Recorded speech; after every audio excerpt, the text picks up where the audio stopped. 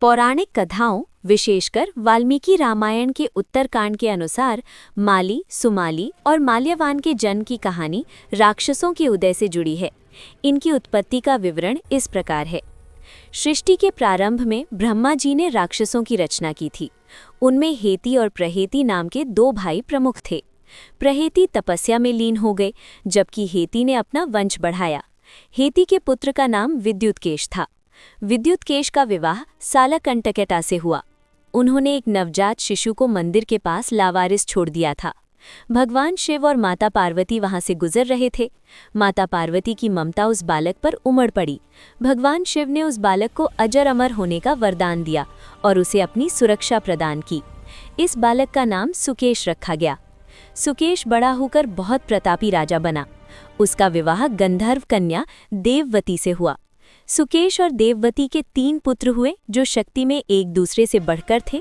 माल्यवान सबसे बड़ा, सुमाली, मंझला, माली सबसे छोटा।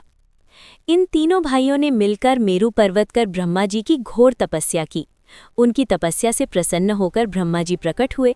तीनों भाइयों ने उनसे 3 मुख्य वरदान मांगे। वे हमेशा अजेय रहें, उनका आपसी प्रेम कभी कम न हो, वे बहुत शक्तिशाली और समृद्ध बने। वरदान मिलने के बाद ये तीनों भाई अत्यंत अहंकारी और शक्तिशाली हो गए। उन्होंने देवताओं, यक्षों और ऋषियों को परेशान करना शुरू कर दिया। जब देवता सहायता के लिए भगवान शिव के पास गए तो उन्होंने उन्हें भगवान विष्णु के पास जाने को कहा। इसके बाद विष्णु और राक्षसों के बीच भीषण युद्ध हुआ। युद्ध के दौरान भगवान विष्णु ने अपने सुदर्शन चक्र से माली का सिर काट दिया।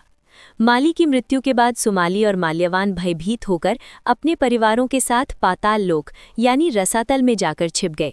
लंका के खाली होने के बाद कुबेर ने वहां अपना निवास बना लिया। पाताल में रहते हुए सुमाली ने अपनी पुत्री कैकसी का विवाह ऋषि विश्रवा से कराया। कैकसी और विश्रवा से ही रावण, कुंभकर्ण और विभीषण का जन्म हुआ। सुमाली की योजना थी कि उसकी पुत्री की संतान इतनी शक्तिशाली हो कि वे देवताओं को हराकर पुनः लंका पर अधिकार कर सके। माल्यवान रावण का बड़ा नाना और उसका मुख्य सलाहकार बना।